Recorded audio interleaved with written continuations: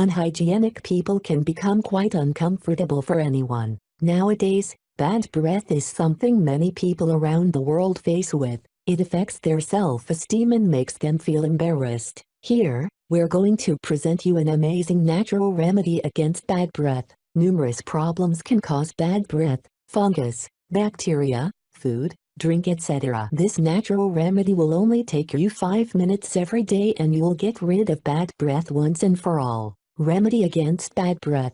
Take a look at this amazing recipe and refresh your bad breath.